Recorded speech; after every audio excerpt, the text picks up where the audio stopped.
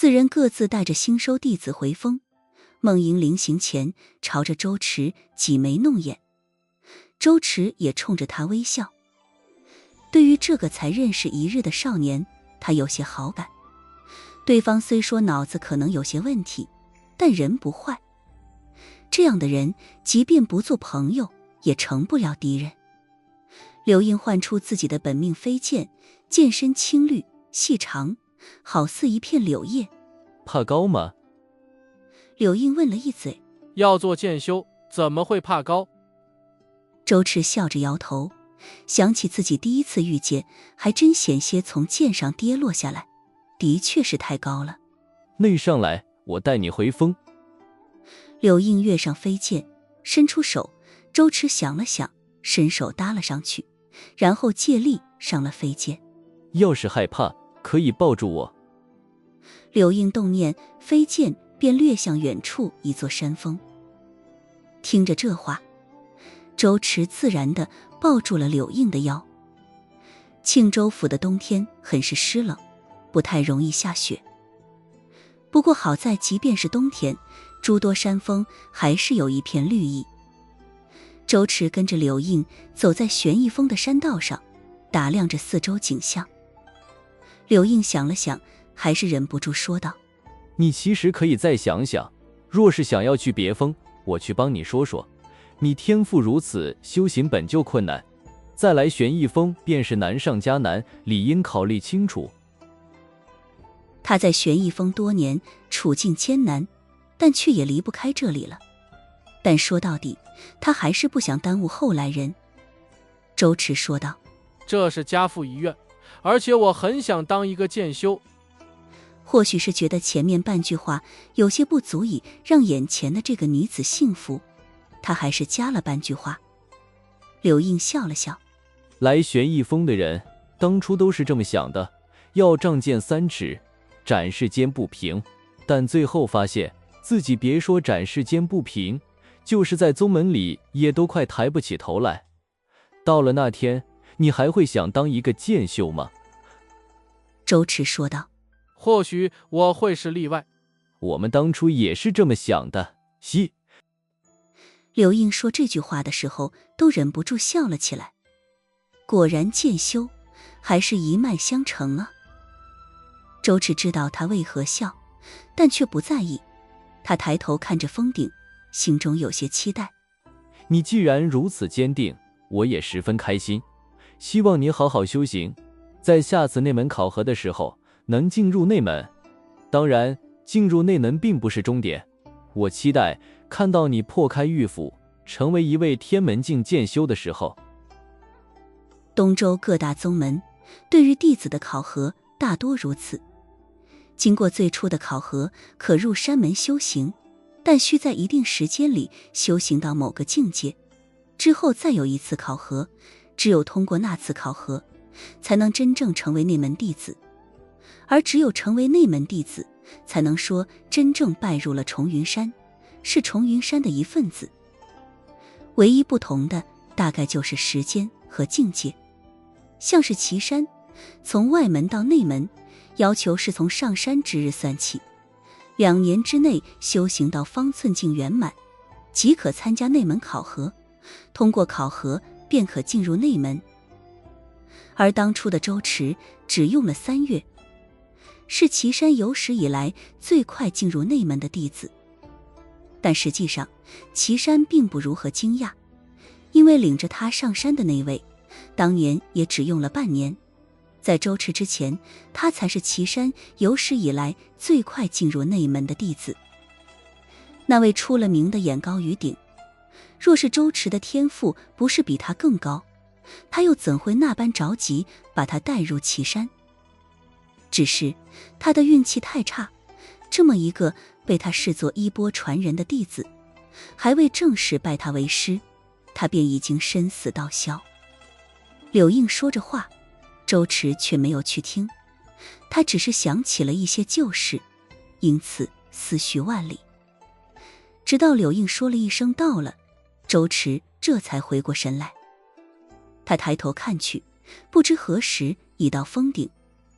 眼前有一座占地不小的大殿，朱墙青瓦，殿前各有2棵桂树，门前则是有一方青铜大鼎，里面插着零星燃尽的香烛。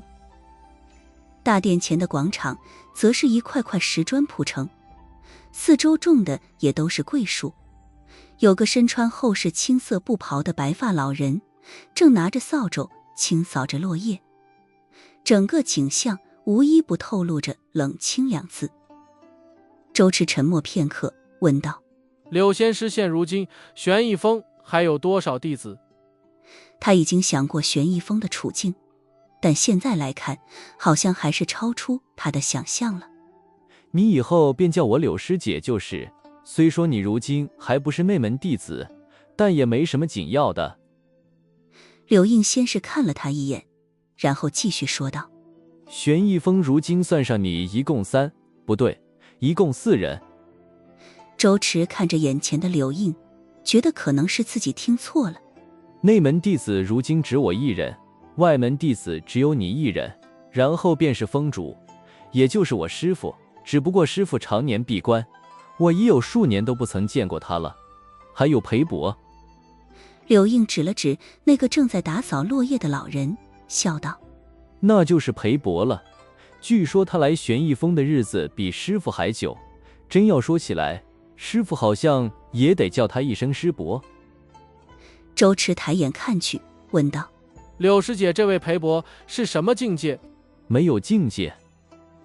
柳应好像后知后觉，想到些什么，这才说道：4峰峰主除了师父之外都是归真境，师父闭关前已经是万里境，闭关也是为了破境，而我是御府境。至于裴伯，好像对当初上任峰主有过救命之恩，后来上任峰主为了报恩，就把裴伯带上山了。裴伯不出玄逸峰，宗内也没人说什么。不过裴伯上山时间已经很久了，以后在峰内有什么不懂的，你都可以问他。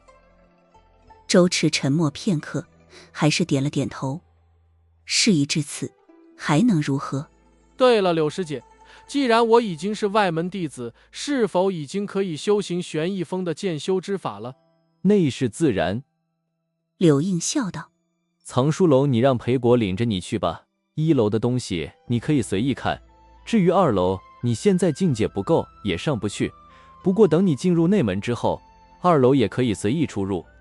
哦，明日会有一堂课，到时候你们这一批新上山的弟子都要去，会有山中长辈告知你们如何修行，一些问题也可以在那个时候提出来。还有，本来要成为内门弟子之后，才有资格在大殿前上香，不过你要是愿意的话，现在就可以去，也算是告诉峰中历代长辈，玄逸峰又来了新人。周蚩微微点头。对了，你说你父亲也曾是我玄逸峰的外门弟子，叫什么名字？兴许我还认识，毕竟这些年的外门弟子其实也不多。柳应忽然开口。对于这个问题，周蚩只得无言以对。藏书楼在大殿的一侧不远，沿着一条小路走1刻钟，便能在崖边看到一座古朴小楼，那便是玄逸峰的藏书楼。玄逸峰是剑峰，历代弟子都是剑修，这里面的自然都是剑修之法。站在楼前，周蚩看着那座小楼，目光里隐约有些期待。裴伯站在他身侧，不断打量着周蚩，最终才感慨道：没想到我这把老骨头有生之年还能看到玄逸峰再来新人，真是难得。他的眼眸中满是慈意和欣喜，就像是苦求一辈子终于老来得子一般。周蚩看着眼前这个气息寻常的老人，开口问道：裴伯峰中最强的剑修之法是什么？裴伯看了一眼周蚩，倒是不奇怪，追求最强从来没有问题。自然是玄逸境。裴伯微笑道：玄逸峰历史上曾那些威震东周的大剑仙都是修行的此法，玄逸峰的阵风也从来都是此境。不过现如今却再也没有出过剑仙了。周迟说道。是因为玄易经修行太难。何止是太难？裴伯叹了口气，那是十分难了。玄易峰除去最初100年那一代的剑修是修行的此法，并且将其发扬光大之外，后续弟子在修行此经就好像负重千万斤一般，别说一日千里，就是前行一步都举步维艰。既然如此，为何不选择另修他法？周迟看着裴伯，在他看来，一条路走不通，那便换一条就好。玄易峰不修玄易经，那何必再叫玄易峰？况且既然先辈已经证明过修行此经前景广阔，那就说明路是对的，不过是后来人资质不够罢了。玄易经是先辈心血，后人就此弃了，谁能担得起这骂名？裴伯微笑看着周迟，况且修行之辈，哪个没些傲气？旁人走不通，我不见得走不通。就像是有人跟你说玄易峰大道断绝，没有前途，你不还是来了？周迟想着这玄易峰好生迂腐，但话到嘴边却说道：不愧是剑修，的确有一番风骨。裴伯看着他，笑而不语。修行之道宛如一条渡船，沿着无尽江河而去，时时靠岸，时时有人下船，路途越远，旅人越少。那这趟旅程可有终点？境界有尽头，修行不驻足。一棵古树下，青衣飘飘的朝云峰某位师叔正在自问自答。在他身前，一共22人盘坐在蒲团上，膝上都有一本薄薄的册子，是重云山的入门修行之法。修行一共10境，修行之初，将天地元气纳入自身经脉，将体内五谷之气排出，不再受红尘气污浊自身之时，便可称入门。此境曰出，乃是起始之意。吸纳天地元气之后，能对自身方寸之间的事物皆动如观火，便到了方寸。将天地元气在体内神阙气海2穴之中构建一处灵台，便到了灵台境。构建灵台越大越好，因为只有灵台越大之后，建造的玉府也才能更大，将天地元气炼化而成气机便更多，与人对敌之时自然占优。先建灵台，后造玉府，而后在玉府之上铸造一道天门。天门初时紧闭，等你能引动气机破开天门，那便到了天门境。但需记住，一个修士此生只有9次机会，每次破开天门失败，灵台玉府上便会多出一道裂痕，虽可修复，但大道根底印记一直都在。若是9次都失败，那便会灵台玉府崩碎，跌魂方寸。事后虽可继续再修行，但后面的路已是千难万难，大道已然渺茫。不过不必过于担心，按部就班修行，诸君修行而至玉府境，并无多难。天门才是一道天堑，天门之下不过寻常。对了，等你们修行到玉府境，便可在玉府内温养2物，一曰本命器，二曰心头物。心头物乃是你修为根本，不到万不得已，不得世人，一旦破损，大道艰难。至于诸君能寻到何物来寄存修为，与自己相伴一生，全看造化。本命器也称本命法器，需时时祭炼，与人对敌之时是极大助力。但本命器若是被毁，自身也会受创。本命器理论万事万物即可，若是愿意，寻常石块祭炼多年，也会有不俗威力。只是本命器本身越不凡，威力自然更大，祭炼也更为事半功倍。朝云峰师叔说到这里，口有些干，便拿起身侧茶杯喝了一口，这才正要继续开口。忽听下方弟子里有人开口：“师叔，我有个想法。”听着声音，众人纷纷循声看去。朝云峰师叔皱了皱眉，正有些不悦，但看到开口之人是梦莹之时，神色这才好转不少。毕竟梦莹乃是这一次的新弟子里天赋最高者。梦莹有何想法？人群最后的梦莹站起身来，认真问道：“师叔方才说万事万物都可做本命器，那人呢？”什么？朝云峰师叔一怔，一时间没反应过来。弟子是说，如果寻阴强者炼化祭炼，以此为本命器，是否可行？梦莹十分认真。这样的话，与人动起手来，是不是只需要那强者与人厮杀，自己在一侧观战就好了？胡闹，哪里有强大修士愿意做别人的本命器？朝云峰师叔脸色难看。那寻一邪魔外道强行炼化，是否可行？梦莹嘿嘿一笑，反正都是恶人，此举岂不是也废物利用？听着这话，众人脸上都一脸茫然。可以这般吗？休要胡言乱语，此事绝对不可。朝云峰师叔嘴角抽搐，且不说是否可行，光是梦莹这般行事，那就不说什么邪魔外道，他自己就是最大的邪魔外道。梦莹哦了一声，自顾自坐下，满脸遗憾。坐在他身边的周池沉默地将自己的蒲团往远处移开许多。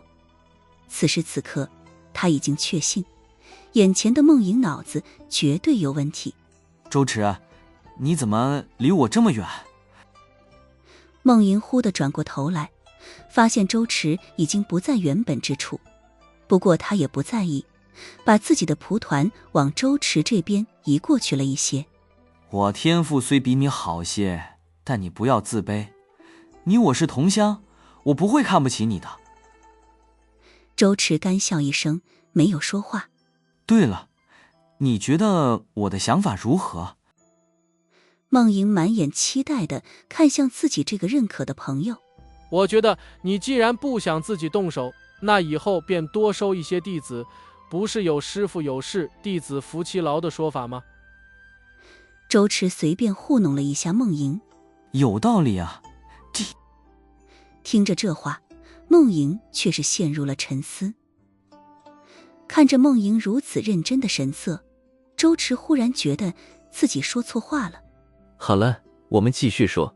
天门之后有一气万里之说，这有两层意思，一则是体内一口气能在体内经脉游走万里才消散换气呀；二则是凭着一口气便能瞬间而至万里之外，只是此举也极为消耗气机。万里尽之后，便见返璞归真，气机尽数敛入体内，复归寻常人姿态。若是自己不显露境界，外人极难看出此境明白归真。如今山门之中，除去玄逸峰主之外，其余三峰峰主都是这个境界，宗主也是这般境界，还有些山中长老也是如此。尔等此生若是能到这境界，便已经是不枉此生了。朝云峰师叔又喝了口茶水，笑道：诸君现在都是外门弟子，需在1年之内方寸境圆满，届时经受内门弟子考核之后，方可进入内门。若是1年之内无法到这个境界，那便只好自行下山了。说话的时候，他看着的是周池。这次的新弟子里，其余21人1年入方寸，应该都没什么问题，唯独眼前的周池悬。周池默然无语。师叔，不是说修行10境，这不才说到7境，剩下3境呢？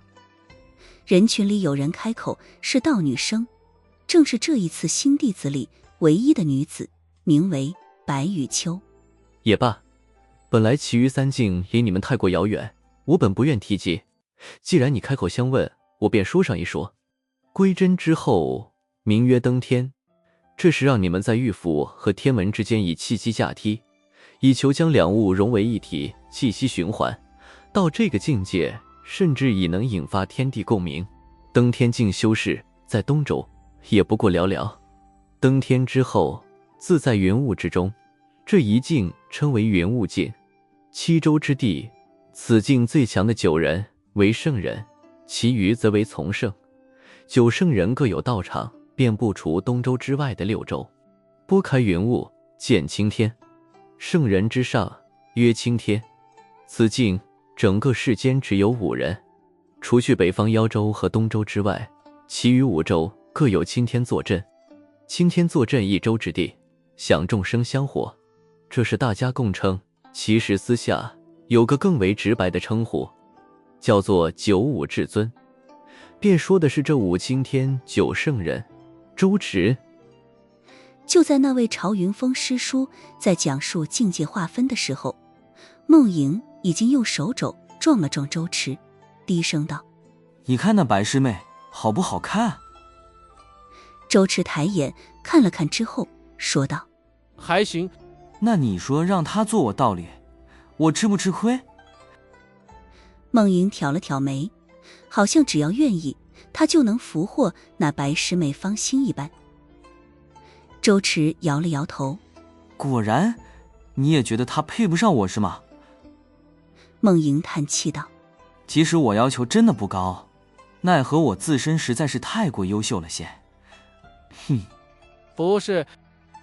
周迟看了一眼梦莹，压低声音：你先别着急，你多看看再说，山中肯定还有师姐比她更好看。你的意思是，我值得更好的？梦莹双眸放光。周迟摇头：我是说，既然都做梦了，你梦个大的不行吗？狗贼，你辱我太甚！梦莹咬牙切齿，但实则并不太在意。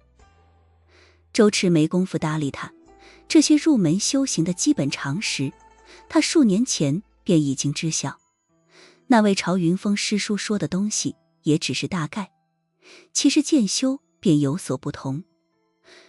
诸如渐修其实更愿意将玉府称为剑府，在踏入玉府境之后，会温养剑气和气机相当，但也略有不同，剑气更重杀伐，也无什么心头物的说法。剑修的心头物就是剑气凝结的一柄小剑，悬挂于剑府之中。至于本命器，剑修的本命器就是剑，只有剑。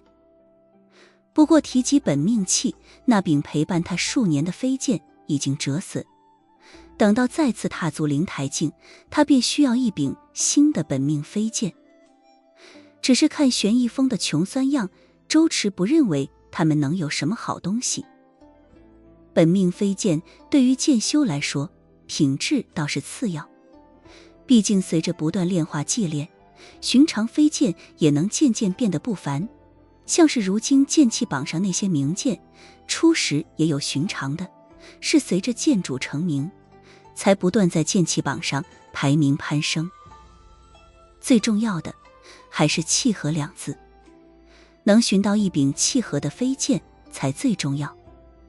就像是周迟之前那柄，品质虽高，但实际上并没有那么契合，只是勉强而用罢了。你就是玄逸峰新的外门弟子。就在周迟沉思的时候，一道声音将他的思绪给拉了回来。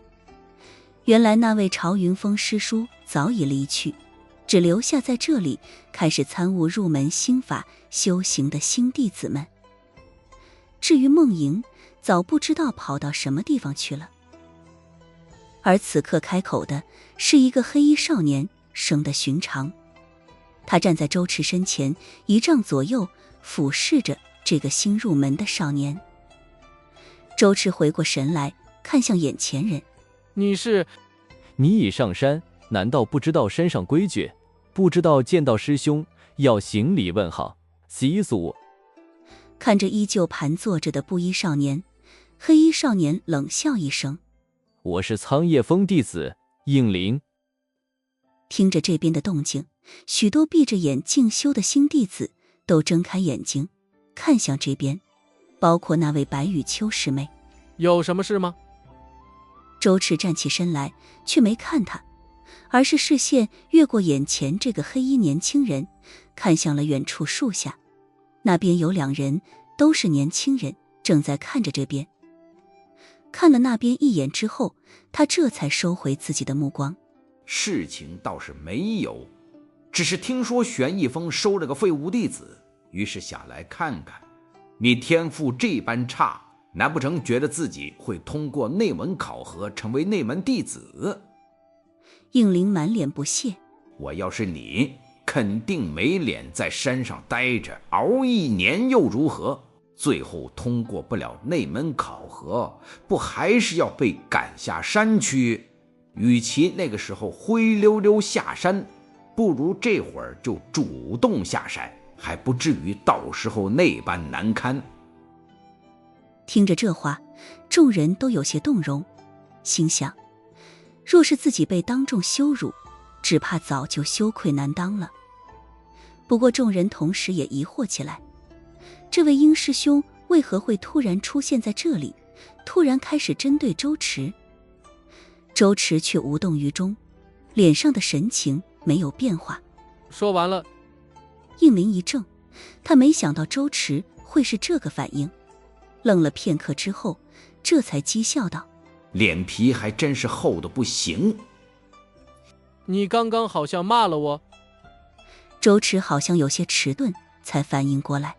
是又如何？难不成你不是废物？还是说你要去找玄逸峰的柳师姐告状？也就这点本事罢了。应灵冷笑一声：你他娘是谁呀？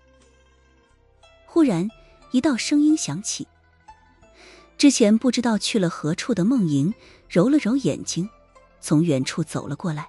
孟师弟，这与你无关。应灵敢骂周迟，但却不敢类梦莹这般放肆。毕竟现在谁都知道，这位孟师弟是清溪峰极为看重的弟子。梦莹却哪里管这些，冷笑一声就要开口。周迟却拉了他一把。梦莹转头皱眉道：咋了，这也要忍？你怕什么？我来。周迟没有过多废话，忍什么？要放在以前，他直接就赏对方一巴掌。梦莹狐疑地看了周迟一眼，虽说有些疑惑，但还是很快退到他身后。对于自己这个朋友，他倒是很相信的。周迟看着应灵：我不是很擅长骂人，不过我的脸皮比你应该还是薄一些。周迟瞥了他一眼，脸上神色还是没什么变化。应灵怒道：你说什么？周迟看了他一眼，微笑道：我如果没猜错，你好像也是外门弟子。那又如何？应灵满脸怒意：我是冬至上山，你最早也不过秋分那日上山，尚未通过内门考核，便不过是比我提前往前走了几步。你不曾走到尽头，便扭过头来讥讽我无法通过内门考核，岂非50步笑100步？你若真是内门弟子，我且忍你一忍，可惜你不是。至于被赶下山，我倒是担心你会比我更早被赶下山。等你被赶下山之后，你倒是可以在山脚那边搭个草棚，等个3月，看看我是否也会被赶下山。不过即便到时候我也被赶下山了，你又如何笑我？不过都是被赶下山的可怜虫。周迟微笑看着眼前的应灵：还有，大家都是外门弟子，有入门先后，但无高低之分。你却非要给人做狗，天生便爱啃骨头。听着这话，众人都一愣。这个周迟这么勇，竟然敢直接顶撞师兄。白羽秋师妹看了这边一眼，如水双眸里也有些怪异神色。好野！梦莹钦佩地竖起大拇指，骂得痛快啊！说完这句话，周驰便径直从他身边走过，不再理会他。只是说了这么一堆话，周驰有些疲惫地想着，骂人果然还是没有杀人来的简单。被气得浑身发抖的应灵久久说不出话来，只在快要看不到周驰背影之时，才大声喊道：周驰，你肯定过不了内门考核，你一定会被赶下山去的。只是周驰根本没有回应，只是朝着玄逸峰自顾自走去。身后一众弟子看着周驰的背影，神色都有些复杂。白羽秋师妹更是若有所思。远处树下的两人看完了这边的闹剧，对视一眼，其中一人摇头道：天赋寻常，口舌倒是十分不错，只可惜这是重云山，可不是市井之处，靠着一张嘴就能大获全胜的。另外一人说道：只是他道心能如此坚定，只怕让他短期自己下山这种事情就不好办了。问题不大，再使些手段，就是一次能接受，不见得2次3次都能接受。那人笑道：总之要让他知晓，在这山中他是一刻都待不下去，他自然就会知难而退了。不过最大的问题大概还是那个叫孟莹的，据风间长辈说，他天赋不错，又和那周驰关系不错，有他撑腰，只怕有些麻烦。另一人还未说话，那应灵便已经走了过来，有些沮丧。唐师兄，王师兄。唐师兄看了他一眼，笑着劝慰道：不必这么在意，你天赋比他好过太多，只要他是修行，自然能进入内门。至于他注定下山，如今不过是垂死挣扎罢了。王师兄看着应灵笑道：不过今日之事，你心中有气，若不抒发出来，恐对修行有碍。我倒是有些想法，你附耳过来。他与应灵说了些话，后者抬起头之后有些犹豫。这样做山中师长不会管吗？王师兄淡然道：外门之事，山中师长哪里会在意？好。犹豫片刻，应灵点头应下。唐师兄拍了拍他的肩膀，笑道：做成事情，你便离着内门近了一大步，哪怕最后因缘际会未能进入内门，我与王师兄也会为你说些话，让你留在山上也不是难事。听着这话，应灵的眼里满是感激。那就拜托师兄了。回到玄逸峰，周驰想了想，便去了藏书楼。他之前已经得知，那本玄逸经虽然修行起来极难，但却的确是玄逸峰的镇峰之宝，不入内门不得修行。这让周驰有些失望，他本就是冲着那本玄逸经来的，若不是为了他，他也不会自费修为。不过进入内门对他来说并不是难事，所以玄逸经迟早能看到。想到这里，他倒也不是太过担心。他翻开那本薄薄的册子，那是重云山的入门心法，其实并不珍惜。东周流传的入门心法大多都没有本质的区别，要说能拉开修士和修士之间区别的，只有到了方寸境之后，灵台之前的那些修行之法。但实际上，世间也不乏修行寻常修行之法，最后便有一番大成就的修士。所以修行这件事本质上还是靠的自己。收敛心思，周驰缓缓闭眼，终于开始再次修行。出境的根本是吸纳天地元气入体，洗涤自身，为修行打下基础。寻常人只需依着心法不断吸纳洗涤自身，当自身的五谷之气被彻底洗涤，便可以说踏入出境。只是周驰的修行和旁人还有些不同，他有伤在身，虽说之前已经服过药，伤势好了一些，但仍旧有些问题。之前不曾引用天地元气来将剩余伤势修复，是怕被众云山的修士看出端倪。如今已入山门，便不用担心此事了。至于之前那朝云峰师叔所说什么灵台玉符毁去之后再次修行会极为困难，大到断绝，周迟却不担心。他反而在意的是那玉京山的赵胡所说的那些话。他气息驳杂，东周修行也能称之为修行。这里虽说可能有些夸张的说法，但周迟却能敏锐觉察到一些东西。中州的修行之法是否和东周有着本质的区别？只是他如今这个样子，也无法去中州真正探查，只能依着现有的东西查漏补缺。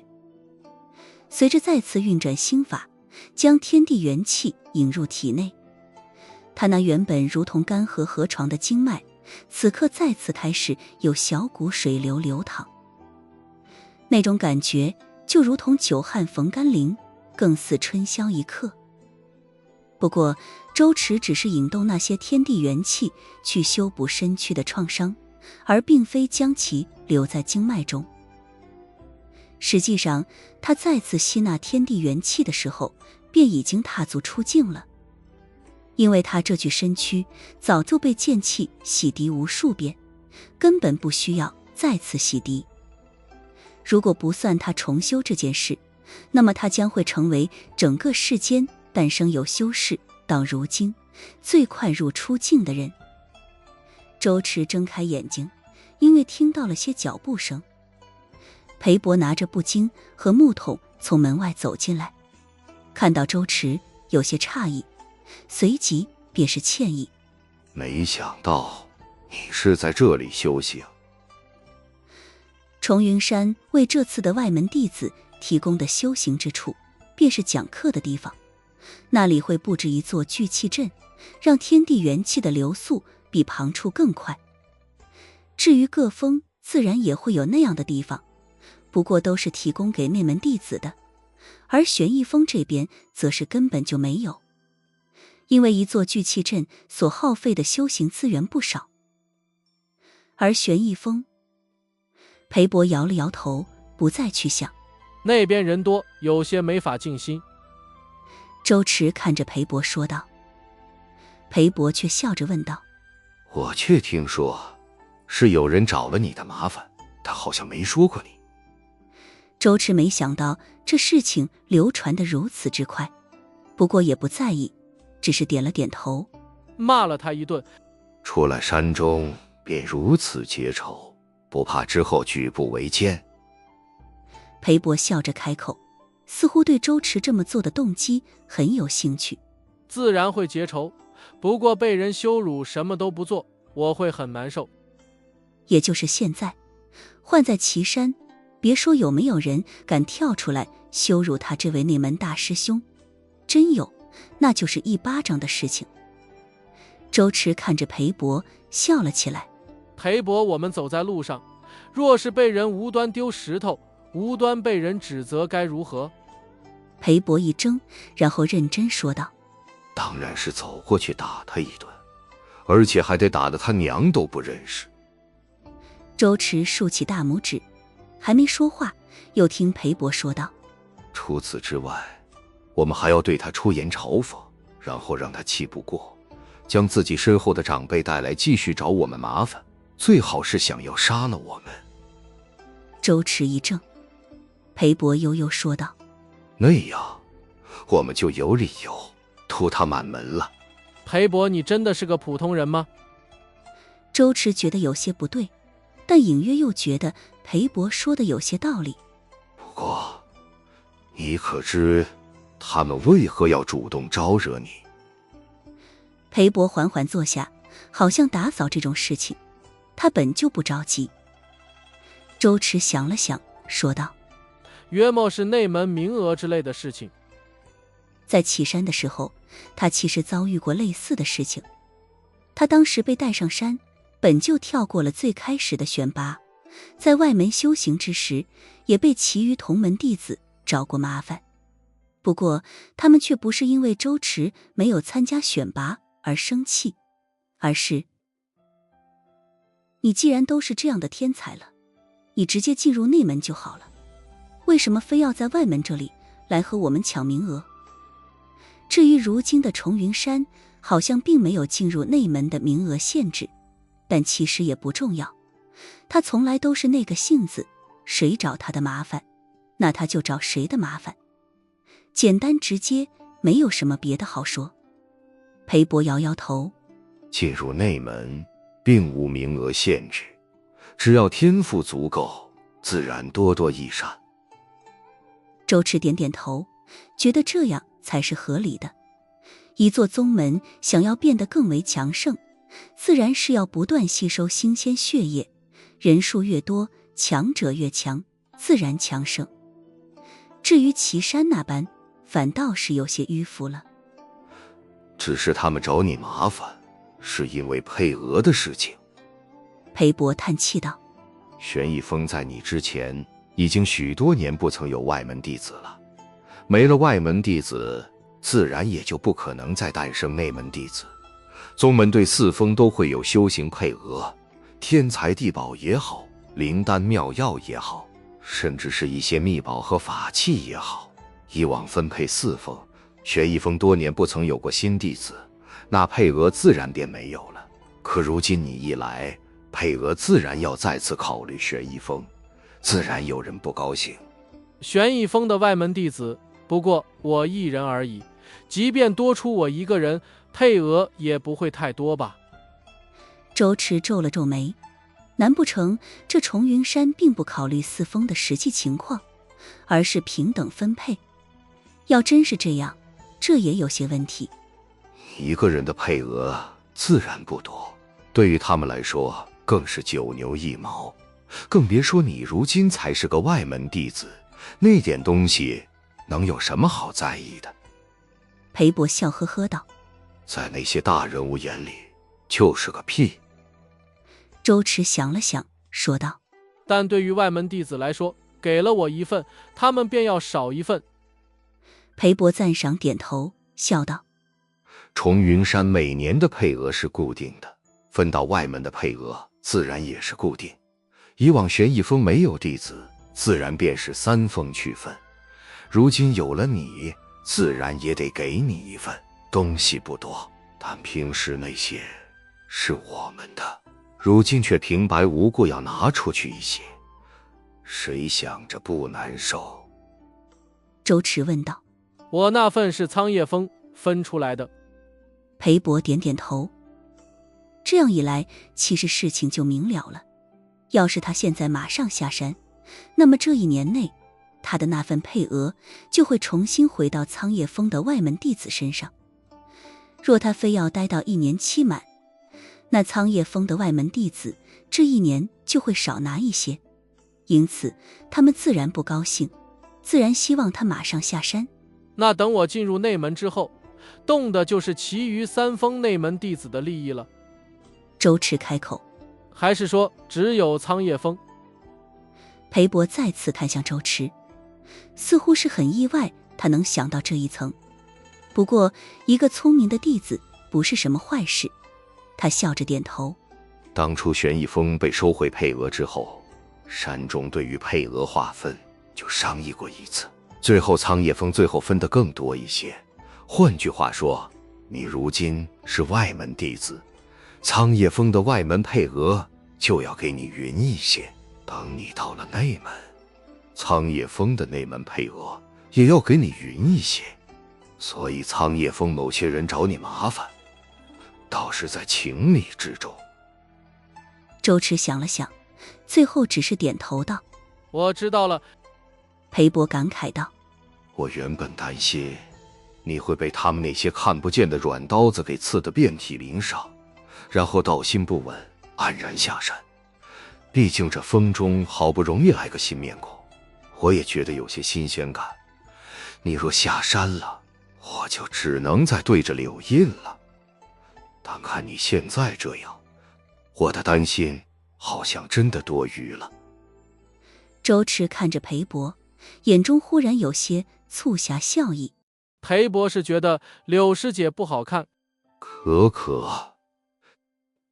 裴博皱着眉头，佯怒道：我都这把年纪了，对于女子哪里还有什么兴致，不过是红粉骷髅罢了。周迟笑而不语。裴博回过神来，叹气道：我只是担心你会遭受不公。这玄逸峰柳印那丫头境界太低，说话没什么分量。至于玉雪那丫头，又太过要强了。这一要强，好几年都没看到了。冲云山大多数人还是好的，只是总有些老鼠屎。一座宗门如此大，倒也是无可避免了。说起玉雪那丫头，生的倒是比柳印丫头要好看些。周迟挑了挑眉，不是说好的红粉骷髅？裴博老脸一红，转移话题道：那玉雪丫头就是玄逸峰的峰主了。周迟也不点破，只是说了声知道了。其实我很好奇，想知道你在遭遇那些不公的时候会怎么办。裴博不是知道了吗？我是说某日骂人不管用的时候。裴博意味深长地笑道：很多时候讲道理是讲不通的，骂人也是不管用的。周迟笑了笑：到了那天再说。第二日，周迟离开玄逸峰，在去那边之前，朝云峰师叔讲课之处，此地叫老松台。他来老松台不是为了修行，而是为了领取属于自己的那份配额。有一瓶静心丹，是为了帮助外门弟子修行的时候能够静心，免除妄念的，不是什么太珍贵的东西，但对于外门弟子来说还是相当重要。只是到了这边，他却发现那些跟他同一批进入外门的弟子都聚集在树下修行，而原本的修行之处只有孤零零的2个蒲团，一个自然是周迟的，另外一个大概除了梦莹不会是旁人。梦莹还没来，不过这家伙向来是不走寻常路，不来倒也正常。看起来大家都觉得跟你在一起修行就是耻辱。应灵出现在远处，看着这边，讥笑开口。不过很显然，他根本不是偶然来此，而是一直在等着周迟。周迟看了他一眼，叹了口气，心想，怎么又是这种孤立的手段？之前在岐山之时，那帮外门弟子就是这么孤立他的。不过他当初不在意，现在自然更不会在意。于是他没有说话，拿着静心丹就要离开。果然还是只能灰溜溜的离开吗？应灵见周迟没有反应，心中有些恼怒，紧接着又说了句话，他非要眼前的家伙道心受损不可。听着这话，周迟转过头来，正要说话，哪来的野狗叫？梦莹来了，她出现在老松台，睡眼惺忪，看起来是才醒没多久，只是整个人显得十分兴奋。他看了周迟一眼，用眼神示意，这次我来。周迟只好往后退了一步。你说什么？应灵一怔，看着梦莹，他的脸色有些不自然。狗这个词，自从上次被周迟骂了一顿之后，他如今已经有些应激了，再次听到自然难受。咋的，还是一条龙狗？梦莹来到周迟身边，盯着远处的应灵，双手叉腰。不服来咬我！你！应灵怒火中烧，咬牙道：你知不知道我是谁？咋的，昨日就见过了，你没脑子吗？怎么今日还在问？梦莹一脸无所谓的样子。真是狂妄，要知道你应该叫我一声师兄。应灵脸色煞白，我可没有叫一条狗师兄的习惯。梦莹走过去，拿了一瓶静心丹，笑道：要不然你摇摇尾巴，我给你丢2颗。应灵气得不行，强自压着怒气，冷冰冰说道：我劝你离周池远些，这对你没有好处，你跟他本无关系。梦莹摇晃着静心丹，大声道：笑话，这崇云山谁不知道周池是我罩着的。听着这话，周池默默地转过头去。你？应灵更是再次一句话都说不出来。看到应灵脸气得通红，却又说不出话来，梦莹觉得好生痛快。周池，我这骂的不比你昨日差吧？他得意洋洋地重新回到周池这边，满脸期待地看着眼前的同乡。周池看了他一眼，无奈点头道：极好。梦莹极为满足地拍了拍他的肩膀，哈哈大笑：我早说了，咱们是同乡，我会护着你的。话音刚落，梦莹便看到了这身前不远处的孤零零的2个蒲团，然后他又看了一眼远处树下，收回目光之后，梦莹神色变化，一脸惋惜。果然他们还是想明白。周池看向梦莹，微微皱眉：我虽说天赋要比他们高得多，但我实实在在是个平易近人的温和少年呢。他们虽说在我面前自惭形秽，但我没有丝毫看不起他们的意思，怎么就还是和我疏远了？听着这话，树下那些新弟子都脸色铁青。周池沉默不已。梦莹低着头轻声道：旁人如此也就罢了，怎么白师妹也是这般，我真不嫌弃的。这次周池是一刻钟都不想再继续待在这里了。应灵愤怒地离开了老松台，脸色有些苍白，道心更是有些摇晃。在一处山间，王师兄和唐师兄在这里等着他。应灵见礼之后，将老松台那边发生的事情说了一遍，只是略过了梦莹骂他的具体内容。师兄，是我无用。应灵低着头，有些沮丧，连续2次都功亏一篑，他有些难受。唐师兄却笑了起来：应师弟，恰恰相反，挨紧了。应灵抬起头，一脸的茫然。唐师兄拍了拍他的肩膀，笑道：老松台那边修行有聚气阵，修行事半功倍，他却没有留下来，这恰恰说明他已经心中不定，无法接受被孤立之事。如今他心境已失，加上修行并无加持，境界只会越发落后，那到时候他离着下山还远吗？王师兄也笑了起来：应师弟做得不错，要继续努力啊，我们很看好你。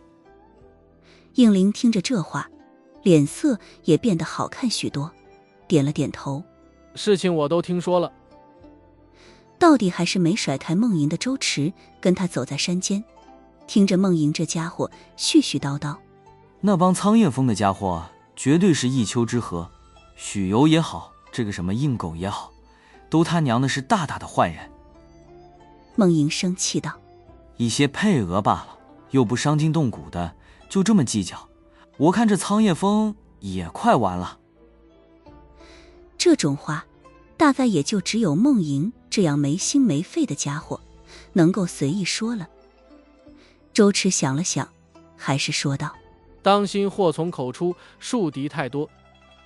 话说了一半，周池说不出来了，毕竟在岐山，他才是那个树敌无数的家伙。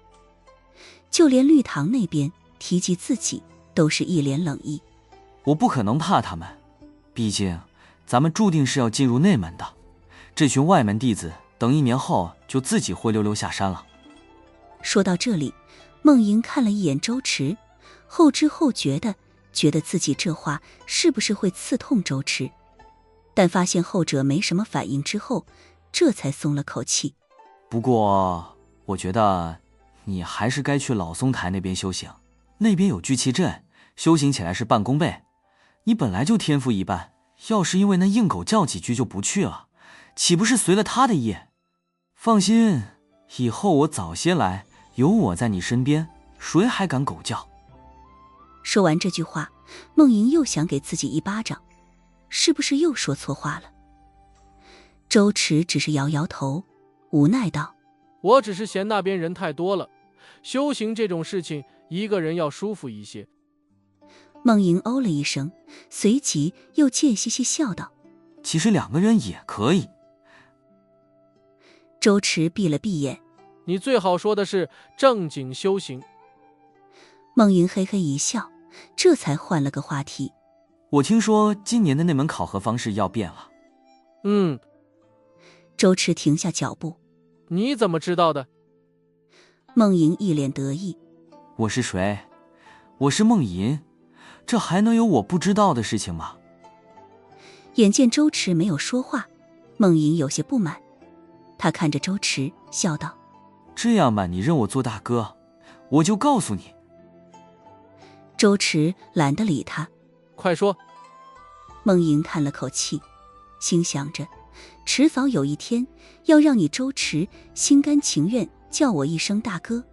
往年那门考核到了方寸境，只需要各自峰中的内门弟子考核一番便可以了。其实只要你有如此境界，也就没什么问题。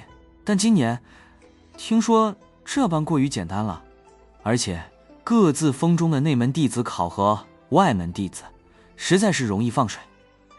所以今年的考核变成互相考核了，4峰不考核本峰外门弟子。说话的时候，梦莹一直看着周迟。玄逸峰就他一个独苗，要是他真能在1年之内修行到方寸境，而唯一的内门弟子柳印，很显然也是不会难为他的。我感觉他们可能是在针对你。梦莹一脸可怜地看着周迟。周迟问道：又是苍叶峰的提议？梦莹点点头，咬牙切齿。对，据说就是苍叶峰某位长老的提议，只是不知道为什么并没有人反对。那事情就没那么简单了。周迟喃喃开口，觉得这里面肯定有些他不知道的理由。至于是不是针对玄逸峰和他，就算有这个心思，也绝对不是主要目的。或许只是捎带手的事情。毕竟如今的重云山高层，知晓有他存在的只怕也不多。即便知道了，哪里会真的兴师动众到改考核规则的地步？毕竟他如今在外人看来，不过就是个废物弟子。谁会为了这么个废物弟子大费周章？苍叶峰那群家伙没有一个好东西，他娘的，尤其是那个许由和硬狗。梦莹根本没认真听周迟说了些什么，只是想着这肯定又是苍叶峰的手段。周迟，实在不行你来清溪峰吧，我跟峰里的长辈说一声，8成没什么问题。梦莹这几日已经熟悉了清溪峰的情况，有几位长老已经在打他的主意了，想要等他一旦进入内门就收他为徒。外门弟子并无师承，内门弟子才会有真正的师傅。有了师傅，在山上才真正有人罩着。俗话也说得好，背后有人好办事。这种事情不仅是在俗世里适用，在这样的修行宗门里，其实也是同样。我不去。到底是不出所料，周迟干脆利落地拒绝了他。梦莹看着周迟问道：为什么？为什么？你他娘别用我的词。看着周迟要开口，梦莹赶紧开口制止。不过她也其实很想知道周迟的真正原因到底是什么。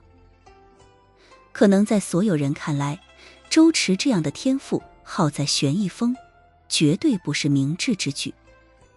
玄逸峰可能没有人竞争，但也没有对应的修行资源，这对周迟这样的天赋来说不算是好去处。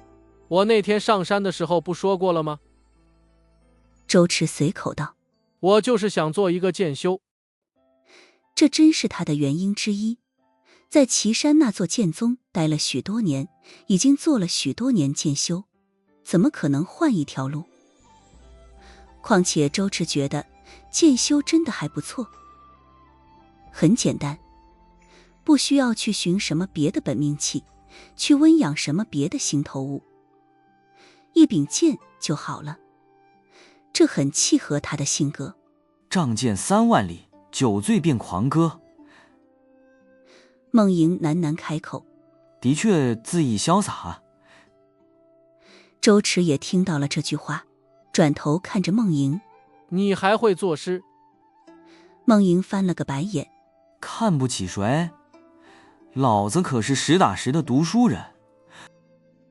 周蚩想起孟莹刚刚骂应灵的样子，心想谁信？不过说是这样说，周蚩倒也没有点破，只是笑道，嘴臭的读书人。孟莹不满道，喂，我可是为了你才在白师妹面前骂人的，我牺牲如此之大，你就这样说是吗？你昨日不也骂过了吗？孟莹十分鄙视周蚩，我不擅长骂人。你要不要听听你在说什么？周蚩不以为意，而且我怎么觉得你骂人的时候自己挺舒坦的？被点破心思的孟莹遗憾道，总觉得今天发挥的不好，没你昨天骂的好。之后的半个月，周蚩都没有出现在老松台那边，而孟莹反倒是去得很频繁。不过这位清溪峰看中的弟子，其实比较起来，那些新弟子就显得要懈怠许多。不过或许是天赋的原因，孟莹每一次出现在那边，吸纳天地元气的速度都要比旁人快得多。而且她的双眸越来越有神采，就像是一颗被埋入沙中的琉璃珠，如今正被风一点点地吹开上面的沙。其余弟子看到这一幕都有些惊讶，因此修行变得更为刻苦。而应灵几乎每日都会来老松台这边看一眼，但每日都不曾看到周蚩之后，他生出了些微妙的想法。真的道心崩溃了吗？他喃喃自语。1个月后，弟子们来老松台领这个月的丹药。这一次，除去静心丹之外，还有一瓶凝神丹，这同样是帮着修行的丹药。周蚩依旧来得最迟，应灵在远处探查着他的气息，发现他还是气息微弱，不免有些高兴。1个月没有什么进展，看起来他马上就要下山了。他正这般想着，看呢，人群里忽然有弟子开口，众人纷纷看去，只见盘坐在蒲团上的孟莹，头顶缓缓浮现出了3朵气机凝结而成的花，结成3花，这便是意味着已经出境圆满了。下一步便是踏足方寸境。想到之前得知的那些修行事，弟子们双眼放光，双眼中满是惊羡。白师妹也看向了这边，然后所有人的目光又看向了周蚩。大家此刻心里想法相同，都知道你和孟莹的关系极好，但如今她已经出境圆满，眼看着便要进入方寸境，你却一朵花都没结出。面对这种差距，你们当真还能做朋友吗？或者说，孟莹还愿意和你做朋友吗？不多时，孟莹睁开了眼睛。周蚩走过来笑道：恭喜。孟莹看着他，发现他体内的气息还是微不可察，这让他有些担忧。这样下去，你如何能在1年内方寸境圆满？不能方寸圆满，你如何进入内门？进入不了内门，我在山上岂不是便没了你这个朋友？想到这里，孟莹有些痛苦。片刻后，他拍了拍周蚩的肩膀，忽然压低声音道：我有个想法。周蚩赶紧说道：不要想